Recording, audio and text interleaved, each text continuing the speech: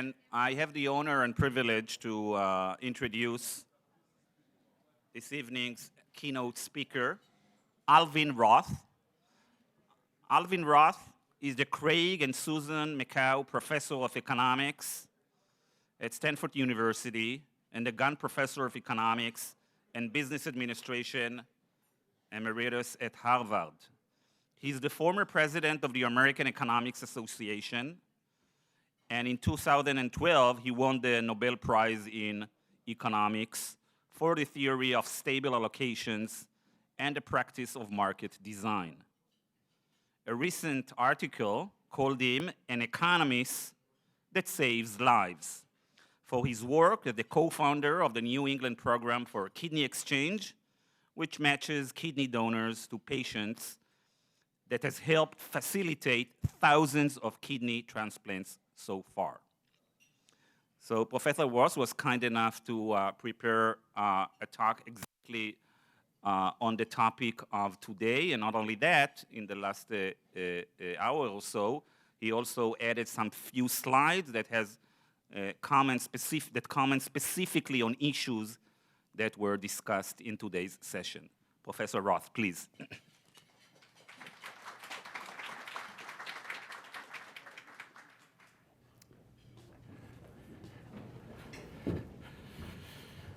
So Guy is too kind to me. I didn't really prepare a talk specifically on the topic of today's conference, just the title of the talk. But what I'm going to do is I'm going to tell you about a marketplace that I've been involved in that raises some of the issues that have come up today, but also some different and new issues. And the general theme of my talk is there's really a big variety of markets and marketplaces. And when we think about preserving competition, we have to think about them differently for different kinds of markets and marketplaces. And when I talk to non-economists, I often start off by telling them about the general interest book I wrote and say it gets translated into languages. And that shouldn't be surprising on a book about markets, because markets and marketplaces and languages have a lot in common. First, they're both ancient human artifacts. People have been talking for a long time, and they've been building markets for a long time. Archaeologists find stone tools distributed thousands of miles from where they were quarried, and that suggests that our Stone Age ancestors knew something about trade. And just as there are lots of different languages, there are lots of different kinds of markets, and it comes as no surprise to anyone who is at the conference today that not all markets are commodity markets where you can deal anonymously with the marketplace and make an offer to the whole market. Lots of markets have to do with relationships. We spent all day talking about Facebook, so I hardly have to talk about that. But I want to focus your attention on matching markets in which prices don't do all the work and you care who you're dealing with, and in which you can't just choose what you want. Even if you can afford it, you also have to be chosen. And the particular market I'm going to start off with is the labor market for new doctors, the medical market called the National Resident Matching Program, that's often just called the Match.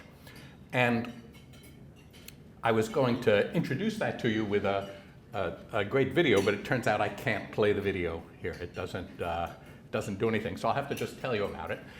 Because this is a video of what the medical match would look like if it were conducted at Hogwarts, the school made famous by the Harry Potter novels. And they had a matching system to match magicians to houses, and it was called the sorting hat. And you sat under the hat, and it conversed with you about your preferences and its preferences, and it moved you into a house. And in this parody made by doctors, they have different Harry Potter characters, sitting under the hat and hoping for and getting some medical assignment. So the first person who gets assigned to dermatology and is very happy. She leaves saying, "I'm going to be rich." Dermatology turns out to be a very desirable medical specialty. It's very entry limited. Medicine in many ways is cartelized by the certification boards that make you a board-certified physician of different sorts. The second person to go through the match in this little video becomes an orthopedist, another entryway into significant wealth. And the video talks about how the other students say we should be nice to him, maybe he'll let us ride on his plane. And they finally get to Harry Potter, the hero of the Harry Potter novels, and the hat tries to convince him to become as it says, a powerful plastic surgeon. But he doesn't want to do that. He wants to go into primary care and finally does. So two things about the video that I was going to show you, 2 points I was going to make, was the preferences of the applicants and the preferences of the employers both play a role. And it seems to many of the participants like magic. Now, I'm going to try to take some of that magic away, but one respect in which my talk will be just a very little bit like a Harry Potter novel is in every Harry Potter novel, you know that Voldemort, the bad guy, is going to appear and eventually be dispensed. So the reason I picked this market is there was a class action antitrust lawsuit against it. Jone versus the American Medical Colleges, I'll tell you more about that. And they basically said that the resident match was a conspiracy, okay? That the Sherman antitrust, so it wasn't a Section 2 complaint, it was a Section 1 complaint. They said that the medical match was a conspiracy and should be disbanded and damages should be sought. So let me, doing what Harry Potter novels don't do, let me try to take some of the magic out of the medical match and tell you how it works and what kinds of competition issues it raises, how it arose, and how it interacts with competition in the market for new doctors. Okay, so there was a long history of what I'll call marketplace failure before the resident match was first formulated in the 1950s.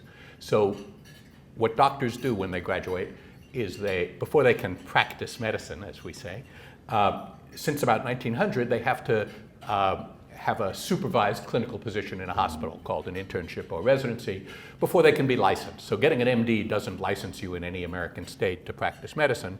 Before you can practice medicine, you have to be board certified by some board. And what happened in the 1900s was, in the early 1900s, was people would get near graduation after the 4th year of medical school and they would look for one of these jobs.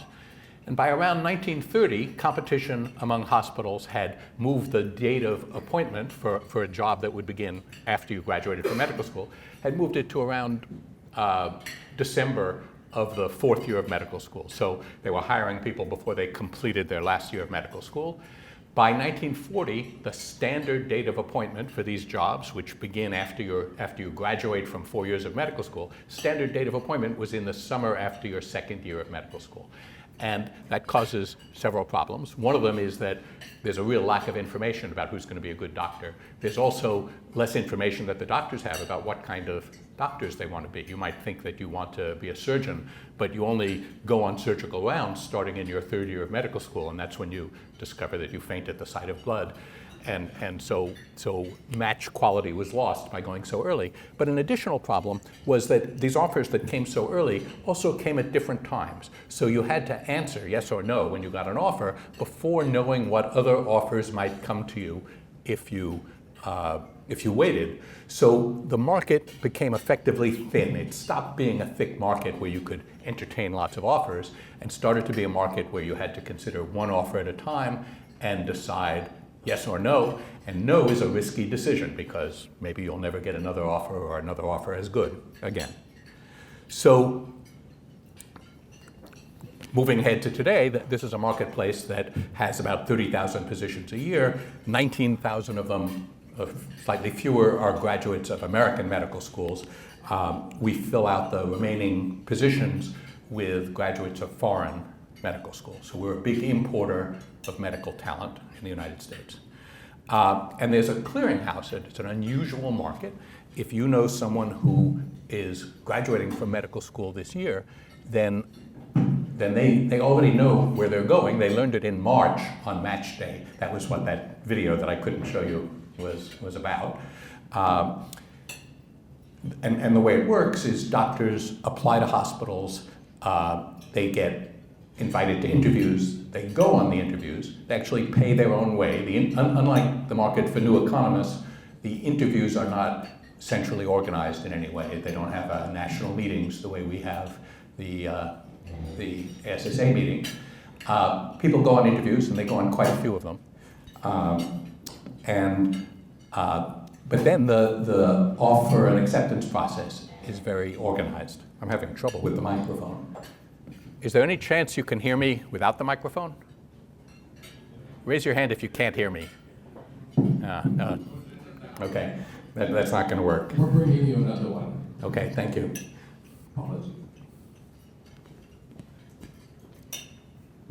Thanks. They have a labor market clearinghouse. And after applying for lots of positions, all the participants, the employers and the applicants, fill out a rank order list. So the applicants fill out a rank order list of the jobs I interviewed at. This is my first choice, my second choice, my third choice. The contracts are all standard and have been communicated before this. And the jobs, the employers, the residency programs say this is our first choice of the people we interviewed, our second choice, and so forth. So here's a timeline. It's the same every year. This one's and it's similar every year. This one's from 2010.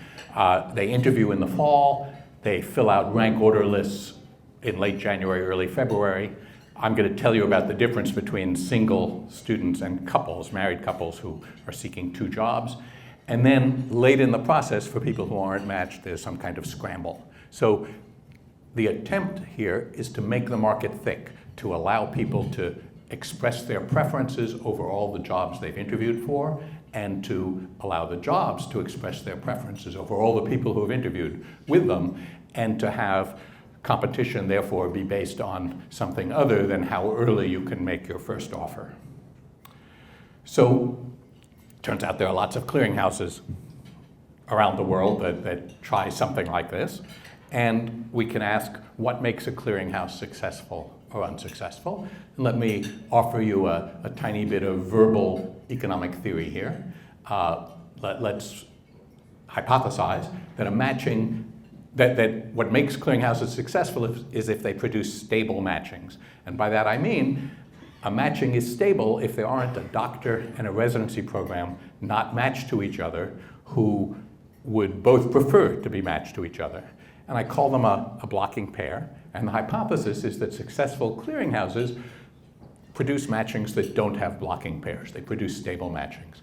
And the theoretical motivation for that is simple enough. Supposing I'm part of a blocking pair, that is, I'm matched to some hospital that is not my first choice, and one of the choices that I would prefer is matched to some doctor who is not their first choice, and they would prefer me.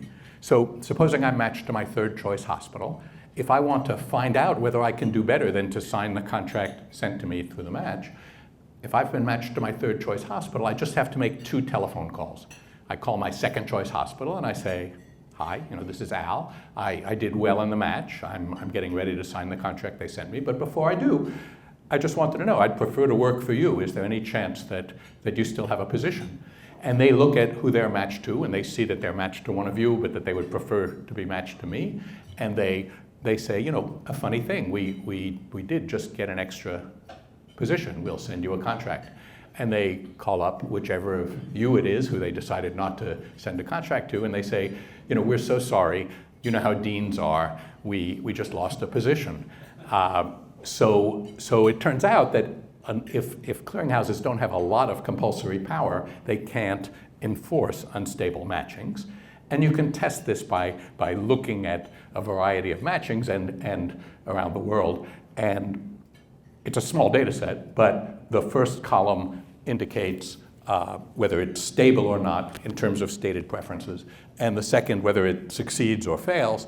And loosely speaking, there's a correlation between stability and success. Yeses in the first column and in the second, and no's in the first column and in the second. It's not perfect, but this last business here is you can also bring this into the laboratory where you have a lot more control and turn on and off stability. So there's considerable evidence that yeses in the first column correlate with yeses in the second column. That is, if you want people to participate in a match, to go where they are sent, then stability is a very good feature for that recommended match to have. This is part of the general point of view that marketplaces are small parts of large markets, and people participating in marketplaces have very large strategy sets. There are other ways to get a job than through the match. People used to get jobs without the match. Those ways still exist. You can get on the phone and get a job. So if the match outcome doesn't have a good property like stability, there's no reason that people are compelled to abide by the results of the match. So part of the market design issue is to produce stable matchings. So let me tell you how that's done in the medical match. And I'm not using the medical algorithm here. I'm using a very simple algorithm discovered about 10 years after the medical match was invented by David Gale and Lloyd Shapley, whose pictures are up there. I shared the Nobel Prize with Lloyd Shapley, and this is the work that he was cited for. So here's an algorithm that matches firms to workers. And I'm going to state it as if agents are taking actions, but the way you should understand this today is it's a computer algorithm. The actions that agents take is they submit rank order lists, my first choice, my second choice, my third choice. The computer takes those as input and does the following things. First, it has each worker apply to his or her first choice firm. And each firm that has, say, 5 positions holds the top 5 applications among those who it's willing to hire, among the acceptable applications, and rejects all the others. Now, it holds as many as it can, but it doesn't accept them yet. That's why this is called a deferred acceptance algorithm. No acceptances are going to be issued until the firm gets to see that no more applications are going to come in. And where do those applications come from? Well, everyone who was rejected at an earlier step of the algorithm now applies to their next choice firm. The firms look at all the applications that have come in without any prejudice about when they came in. It orders them according to its rank order list, holds the 5 that it has capacity to hold, and rejects the rest. And the process continues until no more rejections are issued, which is the same as saying till no more applications are forthcoming. And at that point, the offers that are being held are accepted, and each firm is matched to those applicants whose applications it's holding. Okay. So that produces a match. They then, on match day, it doesn't look quite like the Hogwarts video, but it looks something like that. There's a very public match day at each medical school. The matches are announced. And what Gale and Shapley observed is that that procedure produces a stable matching, and that consequently a stable matching exists no matter what preferences are put in. That is, that algorithm always produces a stable matching. The proof is easy. How do I prove that the matching is stable? I have to prove that as a student going through the match, I can't be part of any blocking pair. So I'm a worker going through the match. Supposing I'm matched to my third choice firm. How do I know I'm not part of a blocking pair? Why can't I call up my second choice and sometimes find that they would rather hire me? Right? I would prefer to be hired by my second choice. That's what it means, that it was my second choice and I'm matched to my third choice. But how did I get matched to my third choice? Well, before I could even apply to my third choice, I first had to be rejected by my first choice when they filled all their positions with people they liked better than me.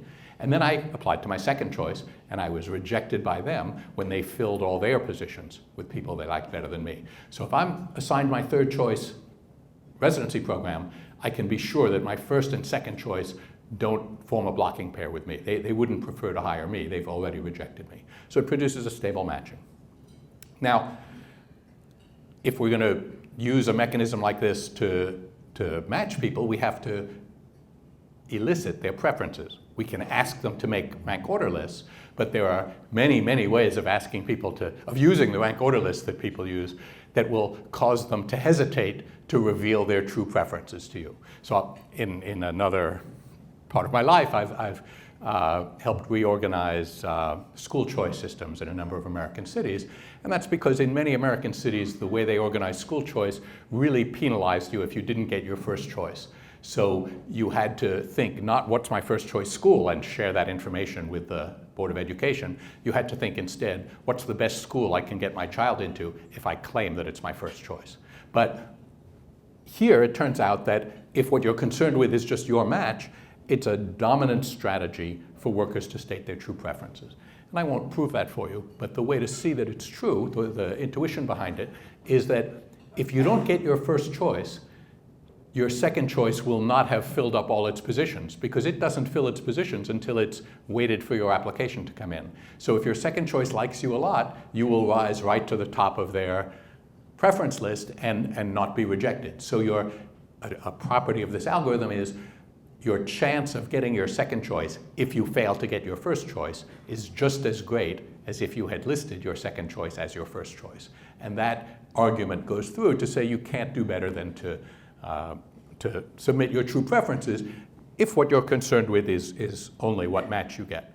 Now, it's a little more complicated than that, because no stable mechanism can make it a dominant strategy for both the workers and the firms to state their true preferences. That turns out not to be a giant problem for good reasons that I won't go into today.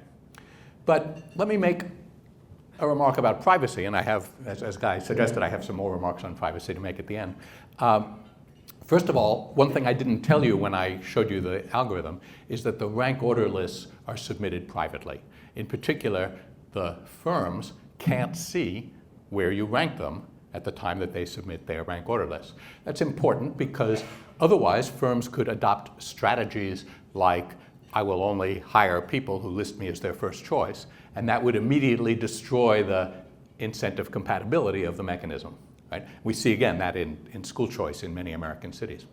Okay? The second is that getting a stable match preserves some important parts of the privacy of your rank order list. When you show up at my residency program, you can say, boy, am I ever glad to be here, because I have no idea whether I was your first choice or your 15th choice. Right? All I know is that you were matched to me. I don't know whether you got rejected many times or whether you applied to me in the first part of the algorithm. And similarly, when I respond, and we're very glad to see you, you have no idea whether we only got you because you're the 27th person on our list, or whether we got you because you're the first person on our list. So that's actually an important feature of showing up to work and everyone feeling cheerful about each other, that could be lost if in another kind of system. So I think that's also part of its success, the way it treats the privacy of your rank order lists. It's not completely private, because one of the things that differentiates the market for doctors from, say, the market for appellate court clerks is that in both markets, judges and residency programs solicit some information in advance. They're not allowed to about, am I your first choice? And of course, if you tell me that I'm your first choice and I list you as my first choice and we're not matched, then I know that I wasn't your first choice either, because if we were each other's first choice, we would have been matched. That turns out not to deter that kind of conversation from going on in medicine, but to deter it from going on between law students and appellate judges. So different markets have different cultural norms that allow different kinds of competition to go on. I don't think I'll talk much more about that. Okay, so one of the things that I did in an early paper is I showed that the 1950s algorithm that they adopted produced stable matches. And as I started to study this, I noticed that, as others in the market had noticed, that in the 1950s, when they first started using a medical match, just about 100% of American medical graduates were men. By 1970, about 10% of American medical graduates were women, and today it's 50-50. So one of the things that started to happen is we started to see married couples going on the market. People married their classmates, and they're very busy, and they wanted two jobs and not one. And so, and these people, there wasn't enough compulsory power to make them take the matches they got. So they were not showing up where they were matched. They were getting other jobs, and that was causing a ripple effect as people firms that were supposed to send you a contract failed to send you a contract because they hired someone else, and so forth. Let's see. Okay, so that is again part of the observation that marketplaces are small parts of markets, so that if you're a married couple and you don't get the jobs you want, you can get on the phone and look for jobs that you would like better, and if the hospitals you talk to would prefer to hire you, they can do so. So what was going on here was that stability was lost when married couples started to be part of the market. And again, last year of our not quite 19,000 American medical school graduates, there were about 2,000 people who went through the match as couples, so about 1,000 couples. So it's not a tiny part of the market. Lots of people need 2 jobs. Now, they noticed this even in the 1970s, because you could notice it quickly. The couples, it was a very successful program. This marketplace handles over 95% of the medical jobs. But in the 1970s, that number started to drop, and important in the drop was the fact that couples weren't showing up where they were supposed to. So they tried to handle it. I mean, it's a market design issue, and the medical administrators figured who better to do market design than them. So let me tell you how they attacked that problem. And partly this is a look back. Someone said a time machine. A look back into how distant the 1970s were culturally from today. So the first thing you had to do if you wanted to go through the medical labor market as a couple in the 1970s was first you had to be certified by your dean as a legitimate couple. Okay. Then you had to specify one member of the couple as the leading member. Okay. Then once you'd done those 2 things, you each got to submit a rank order list that looked just like an individual's rank order list. That is, they weren't changing the software of the program. Okay? So your rank order list would say my first choice job, my second choice job, and so forth. And of course, you could discuss this with your spouse, but what they did is the leading member went through the match and hopefully got a job somewhere. Then the other member of the couple had his or her lists edited to take away all the jobs in cities other than the one the leading member had gotten a job in. And then the following member went through the match and hopefully got a job, and often got a job in the same city. Okay, so they were successful in often producing 2 jobs in the same city, but they were not successful in getting couples to take these jobs. Okay, and the reason of that, of course, is well known to all of you who are married. It's the iron law of marriage, which is that you can't be happier than your spouse. So think about me and my spouse. We want 2 jobs, and our first choice is 2 great jobs in California, and our second choice is 2 great jobs in Boston, and our third is 2 great jobs in Chicago, and so forth. What did the 1970s couples match do for us? Well, it gave us maybe 1 great job in Boston and a not so great job in Boston. And since you can't be happier than your spouse, that means we're not so happy. Our first choice was 2 great jobs in Boston, I forget what I said, and our second was 2 great jobs in New York. So we get on the phone and we call the jobs in New York and we say, we did great in the match, but before we signed the contracts, we wanted to know, do you have positions for us? And they say, we had no idea you were available. We ranked you individually. We ranked you very highly. Come. So lots of couples didn't show up July 1st where they were supposed to show up, and that had a ripple effect in the market. Okay, so the issue is couples want pairs of jobs. You can't possibly give them what they want unless you ask them what they want. And so the language of saying, what's your first choice, your second choice, your third choice? Well, as a member of a couple, my first choice depends a lot on whether my wife gets a job in the same city. So you have to ask for pairs. That's the information you need if you're going to have any hope of giving them a stable match. It turns out that there are some mathematical problems. You can no longer prove the theorem that says stable matchings always exist, because they don't always exist. But again, something I won't get into, in large markets, they almost always exist. So that's not a big problem. But you can't get a stable match if you don't ask couples what they want. So the algorithm deals with some other complications, and it's now widely used. It's used in many medical markets and in some healthcare markets that aren't medical markets. So most of the transmission is cultural transmission. People, it's used a lot, and I'll tell you a little bit about gastroenterology. It's used a lot in the medical labor market at later stages in the career. So people who become gastroenterologists first have to go through the resident matching program and become residents in internal medicine. And after 3 years, they're board certified in internal medicine. And if they want to subspecialize, if they want to become gastroenterologists or infectious disease specialists or oncologists, they have to go through a specialty match, a fellowship match it's called. And as those fellowship matches had the same problems that the residency matches had of unraveling, they eventually adopted centralized matching mechanisms. And those were serious unraveling problems. The fellowship matches were also hiring people 2 or sometimes 3 years in advance of employment with all the marketplace failures that involves. So I told you at the beginning that there was an antitrust lawsuit against the resident match. And 16 class action law firms represented 3 former residents, and they argued that the NRMP, the National Resident Matching Program, was a Section 1 violation, that it was a conspiracy, an overarching conspiracy to depress wages. And it was an unusual suit. It was a double class action suit.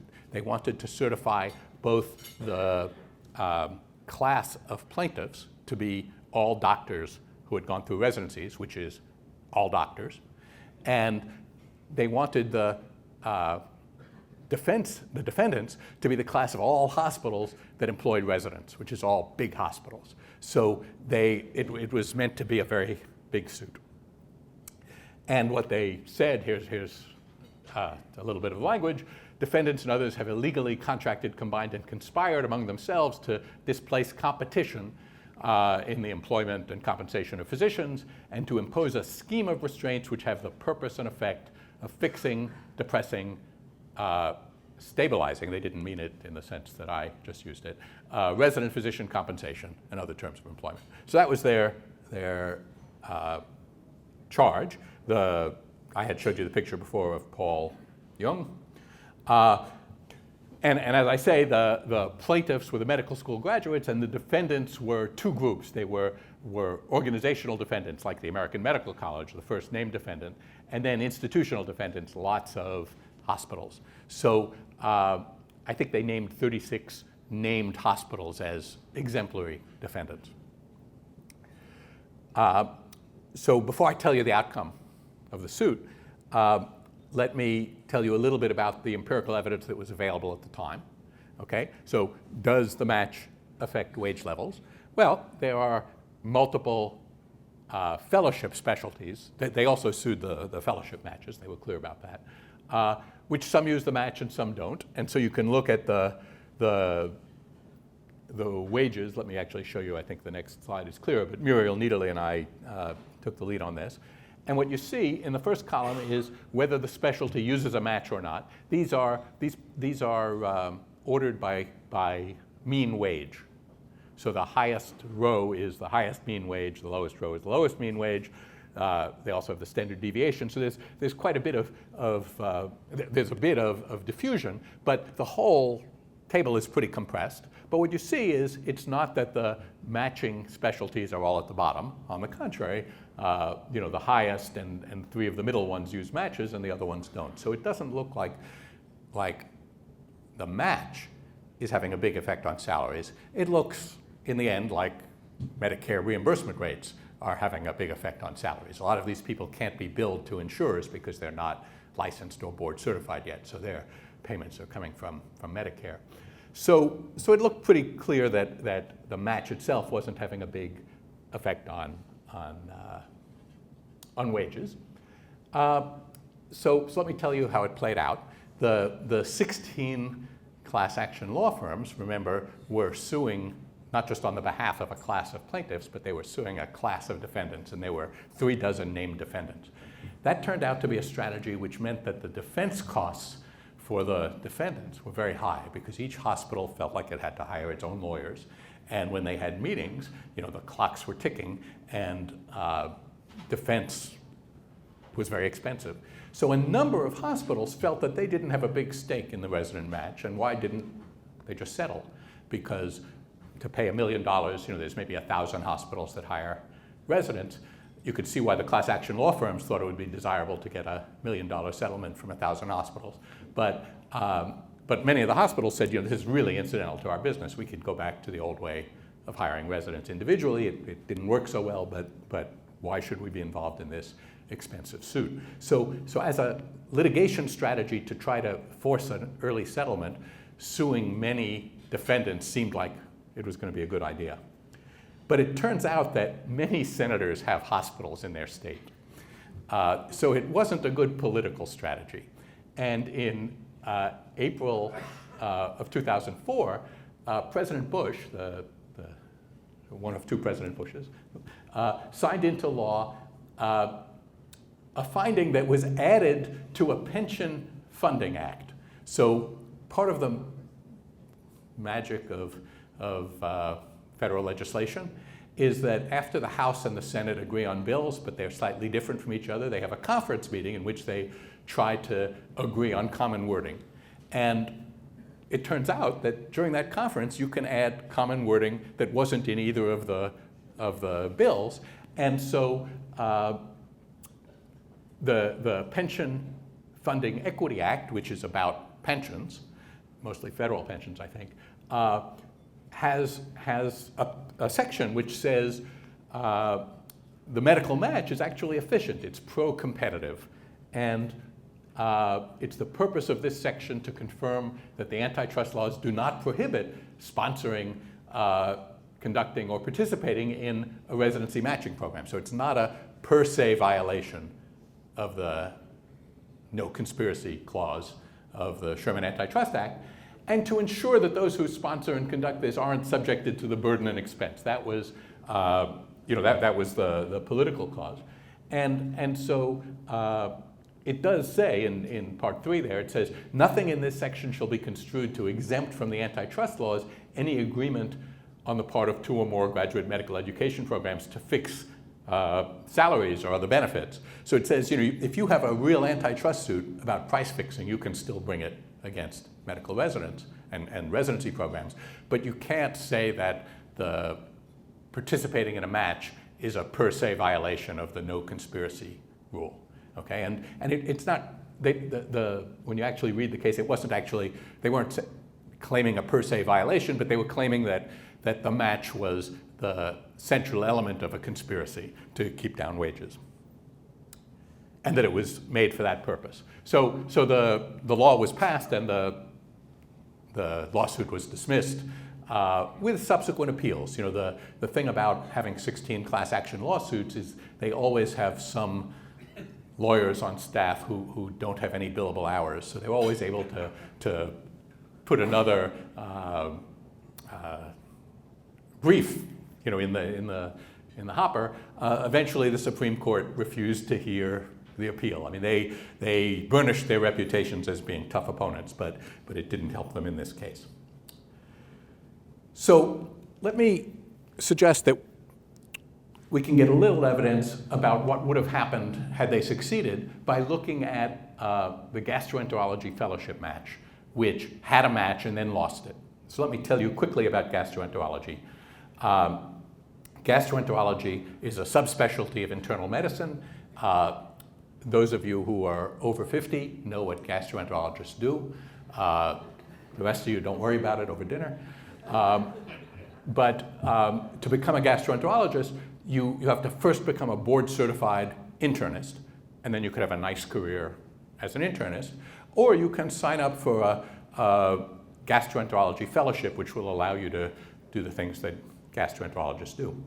And many fellowships had unraveling, and the medical specialties matching program set up an internal medicine fellowship match that worked very well for a while, and that currently uses the Roth Parenson algorithm. But gastroenterology had a problem, and the problem was related to the cartelized nature of the organizations that certify people in the specialty boards. To become a gastroenterologist, you have to be certified by the gastroenterologists. And that's, of course, rife with problems about competition, because they can limit entry. But on the other hand, if you need a gastroenterological procedure, you probably would like it to be conducted by someone who other gastroenterologists think is a gastroenterologist. So the government has been very hesitant to try to regulate the certification of experts of this sort. So one of the things they did is they decided it was less fun to be a gastroenterologist than it used to be, because there were too many gastroenterologists. And they decided to to fix that by reducing the number of gastroenterology fellowships that would be offered and by increasing the length of time you had to be a fellow from 2 years to 3 years. So this was widely covered in the medical press, and it was understood that it had always been hard to be a gastroenterologist. There were many people who wanted to be, but not enough positions, and it was now going to be even harder because they were going to reduce the number of positions. The way this played out was in 1996, for the first time, there were fewer applicants than positions. And what you see afterward is people started to make early offers, and you see that in positions withdrawn from the match. Positions withdrawn from the match mean I'm a gastroenterology residency fellowship director, you're a internal medicine resident interested in being a gastroenterologist. We have an interview, and I say to you, we were going to go through the match, but I can see that you're such a natural for gastroenterology that I'd be willing to hire you right now. What do you say? And you think to yourself, if we're in 1996, you think it's always been hard to become a gastroenterologist, and it's even harder this year because they've cut down on the positions. And here's Mr. Roth offering me a position, and he has a medium level gastroenterology fellowship, but you know what they call people who do mediocre gastroenterology fellowships? They call them gastroenterologists. So, this is my chance. And of course, in that year, 1996, I knew that it wasn't going to be hard to be a gastroenterologist. We were getting fewer applications, but you, as an applicant, didn't know that. And of course, there were two things that happened the same year. One was they reduced the number of positions, but the other is they increased by 50% the number of years you had to spend to become a gastroenterologist. But once they started cheating on the match, they couldn't control it, and so by the time the match was formally abandoned after 1999, only 14 positions had been registered in it, at which point they gave up. So the market became less thick in time and space. I'll show you, it became earlier and more dispersed in time, and it lost its national character. It broke into a bunch of local markets. So here's the cumulative distributions of interviewing dates, and what you see is interviewing got earlier and earlier. Once people didn't have a match, they started unraveling. They started interviewing medical residents earlier and earlier in their careers with less and less information about them. Because they had less information about them, they started hiring more locally. So let's just look at the top line there. That shows you doctors who did their gastroenterology fellowship at a different hospital than the one they did their internal medicine residency. So before the match, you see a little bit of a climb maybe. When the match, it continues, when you have the match, and it drops to pre-match levels after you lose the match. The dates don't quite match up with the ones I told you because these are dates of graduation, and gastroenterology fellowships started to take 3 years. So these are people who entered after the match, but they only graduated in 2001 and later. So it turned the market from a national market into a bunch of local markets where that actually worked to the benefit of mediocre gastroenterology fellowships that happened to be at hospitals that had first-rate internal medicine fellowships. That is, when the market was competitive, my mediocre program, couldn't hire our own internal medicine residents because they all went to better programs. But when the market broke down, then we could capture them.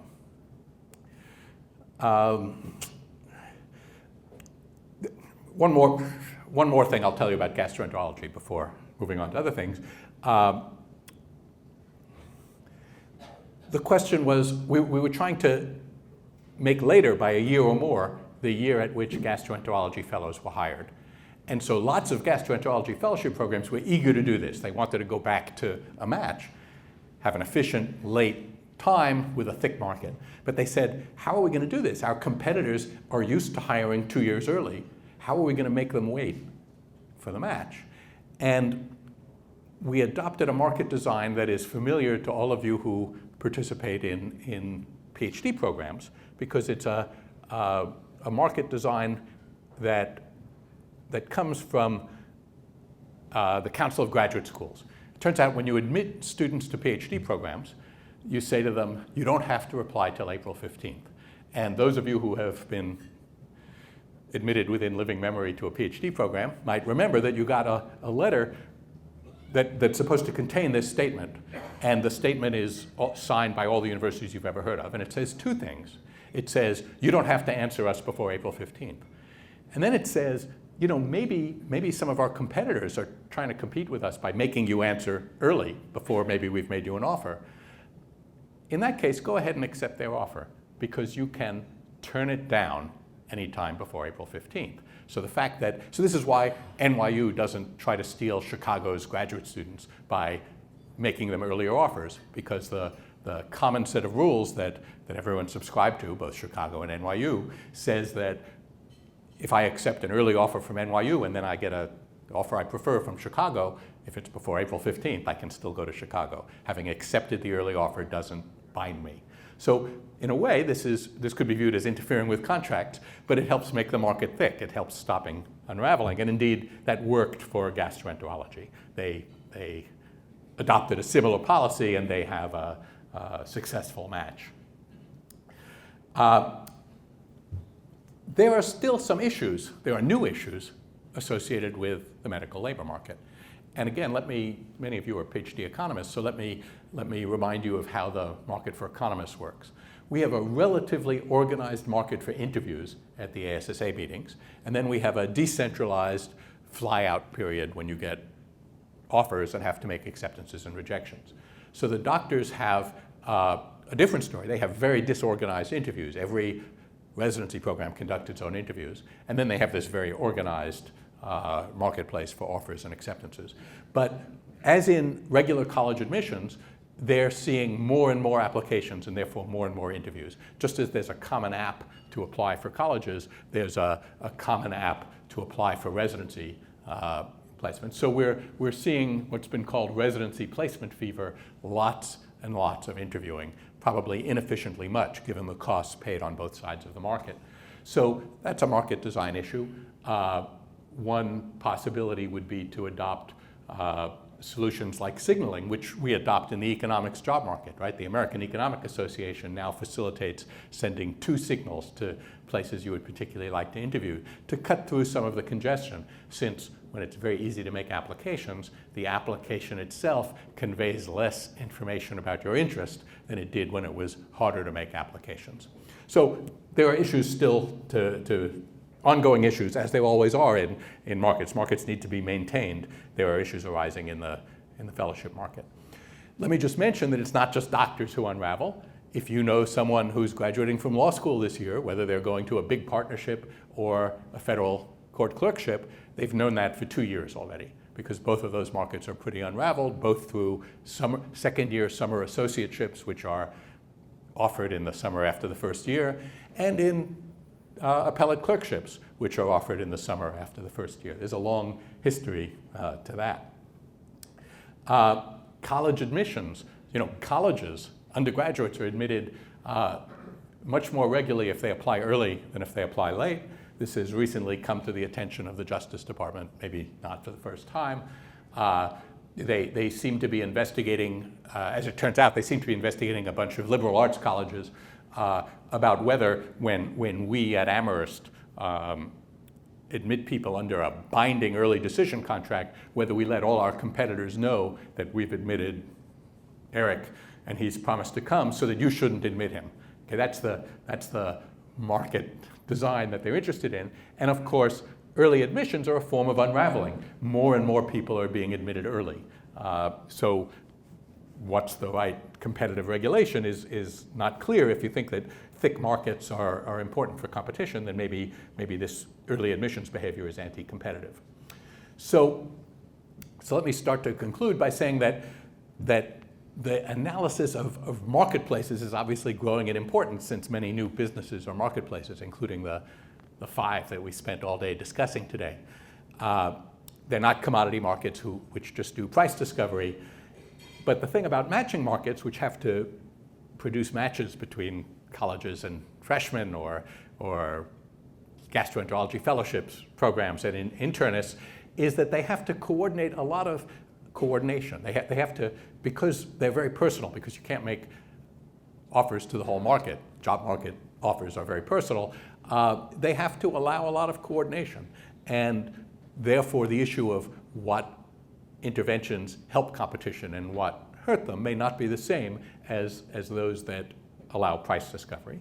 And of course, computerized markets, which we're seeing more and more of, allow marketplaces to do new things with greater, well, and old things with greater scope and scale, but also with a lot of ubiquity, right? So computers in modern marketplaces play a number of roles.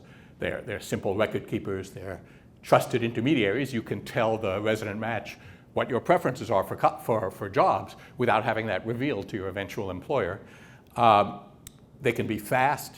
Eric Budish, who's here, has studied high-frequency trading, and of course, just ad auctions have to be fast because of internet attention spans.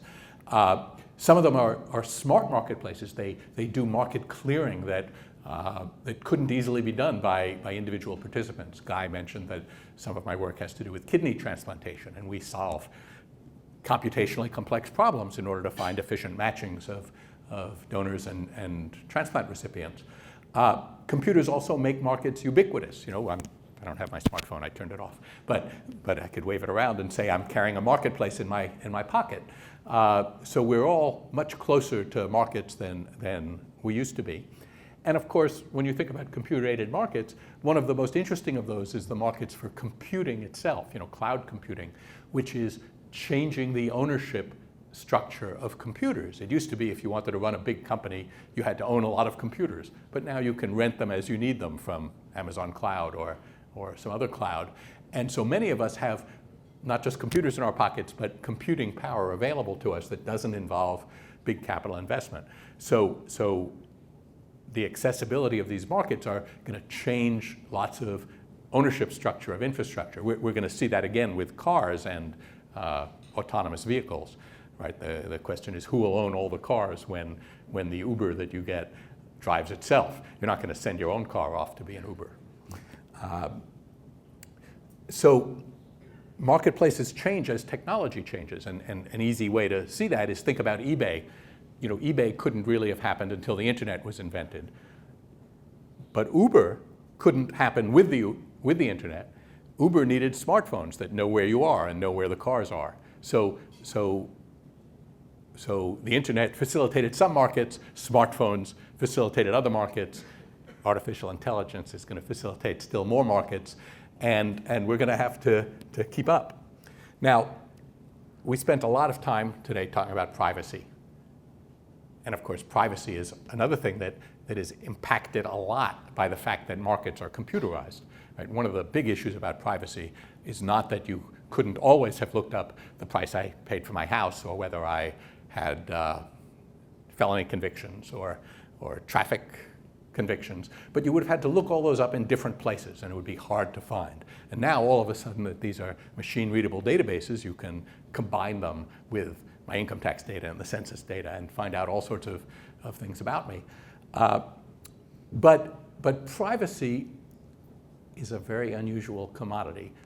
We already know that information is an unusual commodity, but privacy is even more unusual. And one of the things Macron talked about at lunch was revealed preferences. And it turns out that's not a simple thing for privacy, because establishing property rights for privacy might not preserve your privacy, even if you want to preserve your privacy, even if you want to exercise your property rights to the fullest. So to think about that, let's think about pharmaceutical data. One of the ways I'm offered to buy my data sometimes is when I go to the pharmacy to pick up a prescription. The little computer screen at the checkout sometimes says to me, we could give you a $5 discount if you, and then it says something a little opaque, but which turns out to mean we could give you a $5 discount if you would step out from behind your HIPAA protections and let us share the medicines you use with our customers. And I can afford the extra $5, so I don't do that. But we heard today, one of the speakers, I forget now who said, would you spend $10 to preserve your privacy? $10 a month. How about 20? How about 100? Well, let's think about having a market like that. Okay? And the problem is that your privacy might be correlated with your value for privacy. And therefore, by declining to sell your privacy, you might reveal some information that you had wished to keep private and that you could keep private if I couldn't offer to buy your information. So Ghosh and Roth, this is not me, but a computer scientist whose work I follow, they put it pretty clearly. They say an individual's cost for privacy may itself be private information. Suppose that Alice visits an oncologist and subsequently is observed to significantly increase her value for privacy. Well, that tells you something about what diseases she has, right? So if some people sell their pharmaceutical information for $5 and some people sell it for $20 and some people sell it for $100 and I won't sell you mine for $1,000, that already suggests to you something about my pharmaceutical information. So just the existence of the market, even though I'm fully exercising my right not to let you know what drugs I take, might reveal things that I had wished to keep private. So let me conclude by just saying, new markets are coming fast, facilitated by new marketplaces, often computational marketplaces. We're going to need to work hard to keep up. The scope and scale and ubiquity of markets is going to continue to increase, and privacy is going to continue to be important. But it's not an easy thing to do privacy design. Thank you.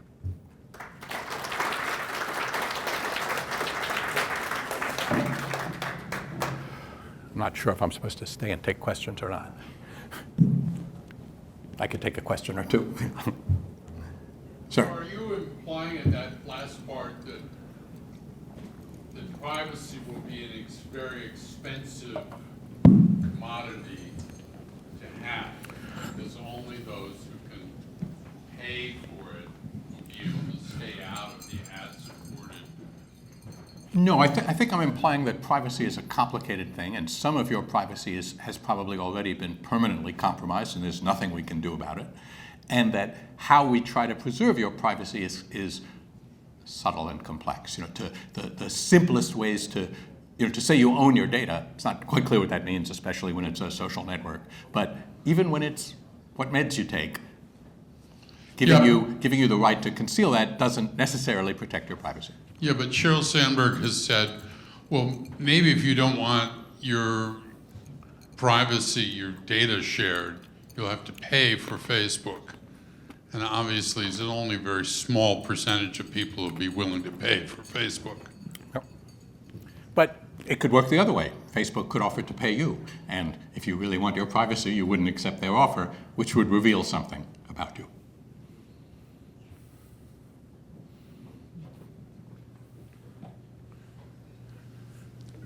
To what degree do you, firstly, I was most struck by the few times you used the word price in your talk. Yes, as a non-economist, and I was quite struck by that. Can you give us a sense of, as the use of algorithms and the ability to match buyers and sellers or parties on two sides of a market grows, to what extent do you expect price signals to become less important in the functioning of markets? So I think there are some markets, like commodity markets, in which prices will continue to do all the work. Commodity markets are a great invention. They take a lot of design. For one thing, you have to design the commodities. God made wheat, but the Chicago Board of Trade trades number 2 hard red winter wheat, and you can buy 5,000 bushels of that without inspecting it because it's a commodity. And so you can make price offers to the whole market. Prices are great. Jevons in the late 1800s talks about the invention of money, and he talks about it as a solution to the barter problem, the double coincidence of wants that you'd have. He said, we need some, he didn't say it in these words, he said, we need some market design solution to the difficulties of barter. How about money? It allows you to buy something from someone who doesn't want to buy anything from you. Well, when I'm involved in kidney exchange, which I didn't talk about today, we're seeing the barter problem in its full dimension. Computers help a lot there. Turns out the double coincidence of wants are easier to find when you have a database that you can do integer programs on. So there are, and labor markets have always been markets where they're matching markets. Prices do some of the work, but that isn't what determines who gets what. If you think about the market for new lawyers at the top law firms, the biggest law firms, they have very, very uniform prices. So it's not the wage that decides who goes to which law firm.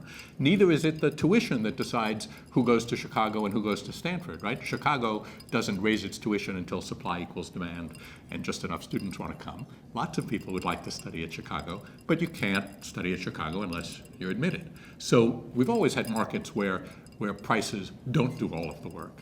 So I don't see that as changing a whole lot, although computers do help us do some of the work that prices can, in some markets, decentralize.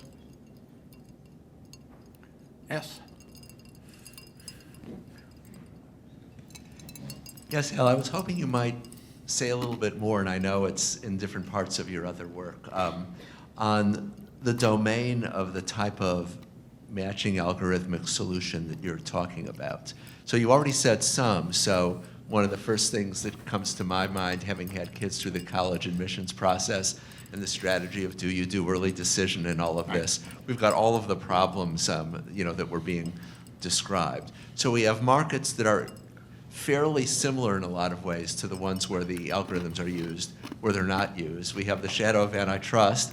The Congress's antitrust exemption was only passed for the medical residence market, not for some other markets using these algorithms where the same case could be brought, not for colleges. But then we can go sort of much more broadly. So as you already mentioned, I mean, the labor market's always been a matching market of sorts. We have all these, we have people who've won Nobel Prizes about search models and labor markets and, do I take this offer or do I pass it by permanently and hoping that I might find a better one later?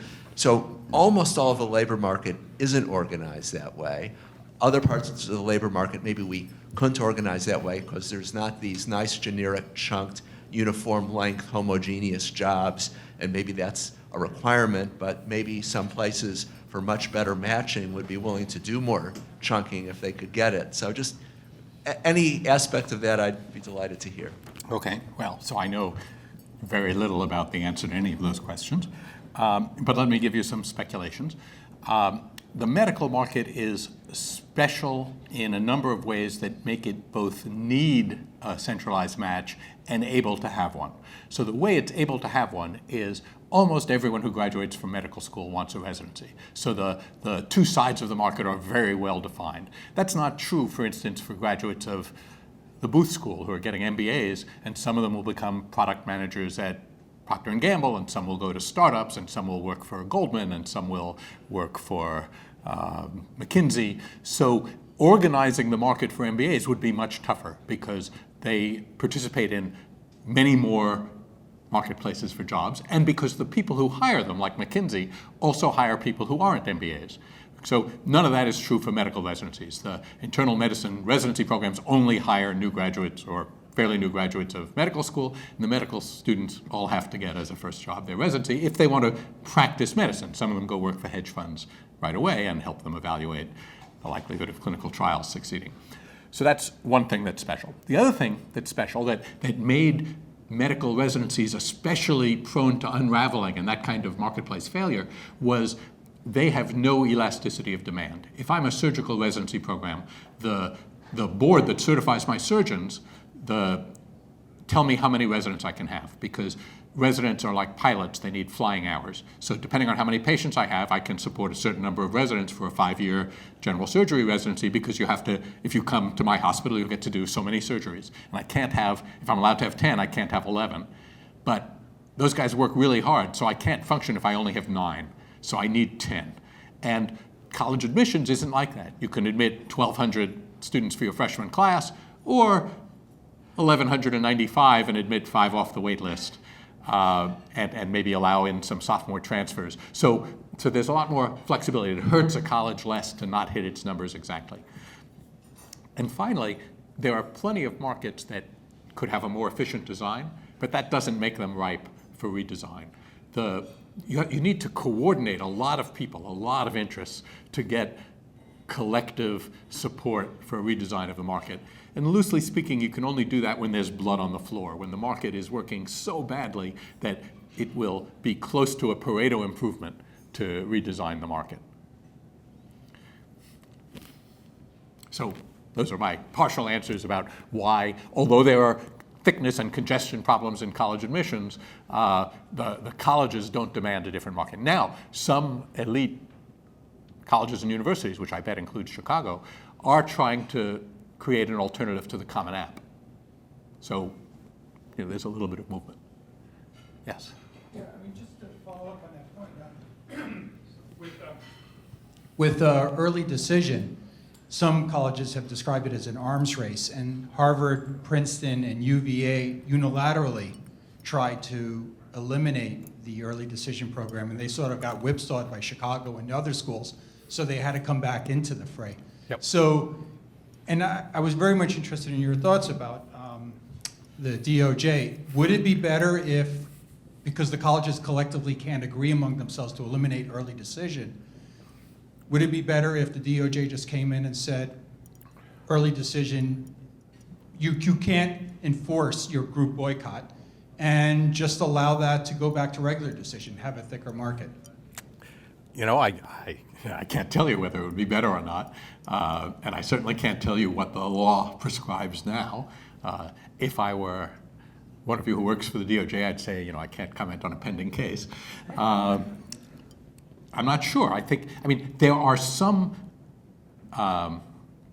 so when colleges hire early, that's not the right word for admitting students, they give a negative externality to some of their competitors. But it's not clear that it's a negative externality to the kids who are admitted. It is for some of them. In other words, if you go to a fancy prep school that sends a lot of kids to the Ivy League, your college admissions counselor will say to you, you have one silver bullet, you must use it, and although you might like to go to Harvard, you will, with your SAT scores, you will get more bang for your buck applying binding early decision to Columbia, and therefore we recommend in the strongest terms that you do that. So you may not be glad for this system. On the other hand, if Columbia were your first choice, and you can apply in December and be told by January 1st that you're admitted, that all your colleagues are undergoing a lot of stress while they wait for their letters, and you're sitting pretty. And so it wouldn't be a Pareto improvement to eliminate early decision, but it might allow people who need competitive financial aid offers to get better offers. So it falls differently on different parts of the population. So I we'll look forward to hearing how that investigation goes. The colleges in early admission are only going a few months early, but they're going a few months early with participants who are only 17 years old. And being only 17 years old might mean that you haven't fully engaged in the college admission search at the end of your junior year when you have to start thinking about early application. So it could be that some of the same harms that come from longer unraveling come in college admissions. Hi, so I found this really interesting, and thank you. I'm going to buy your book and read it. Well, excellent. So, you mentioned a bunch of that market design is becoming an important part of business models at this point, and you mentioned cloud computing. One of the things that seems to be sort of different from market structures as business model designs versus the markets that you're talking about that, in terms of internships, is that there's no self-interest on the part of the market maker. They don't, for the medical residents, whoever is doing the matching isn't trying to profit from it. They're not trying to compete with any of the residents, and they're not trying to compete with the hospitals that are doing the hiring. But that's not the case in a lot of the markets that we're talking about when we're thinking about something like Uber or other Amazon or any of these other kind of platforms. So how do you think about incentives to either maintain or subvert the integrity of the markets? Well, markets do compete with each other, and so for fellowship matches, there is an alternative to the National Resident Matching Program. There's something called the San Francisco Match. So if you wanted to become a neurological surgeon, actually I think they've switched, but if you wanted to become an ophthalmologist, you would not go through the National Resident Matching Program, you would go through the San Francisco Match. And the matches, at least while the NRMP is a nonprofit, they charge fees. They charge fees to the programs, and they charge fees to the participants. So there's money to be made in the market. So they could compete with each other, but of course, there's a natural monopoly in the resident market, which you want to be able to apply for all the residencies and so forth. But because medicine is specialized, as you get more advanced, that natural monopoly goes away. I'm not being clear. So nobody who is trying to create the match for specialists is also trying to become a specialist using the match they've designed. Right. Whereas Amazon does actually compete with the marketplace sellers that use its kind of the market that it's actually designed. That's true. So these are more businesses, if you like, that are pure marketplaces. Amazon in its early stage was a marketplace for books, and they weren't yet publishing books, and they were getting them from the same warehouses. So Amazon has evolved quite a bit using what we learned about its market power today.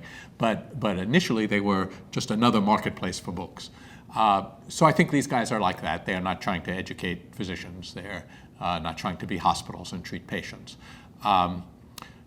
If there were no match, then each hospital would operate its own labor marketplace. And then they would be competing with each other in every way. And that's one of the things that drives unraveling, is that I would like to hire my residents a little bit earlier than you hire your residents. So in Boston, where there were a bunch of very competitive hospitals, they specifically competed with each other, even back in the day when they only hired graduates of Harvard Medical School. So there was a time when the people who made the market were also practicing medicine. And this is a different organization, absolutely. So, I'm trying to think. So I didn't talk about today, but I'm involved a lot these days in kidney exchange, which is a medical procedure that gets people kidney transplants. And big hospitals run their own marketplace. More than half of the kidney exchange transplants are done internally to a transplant center. So they are competing in both these ways.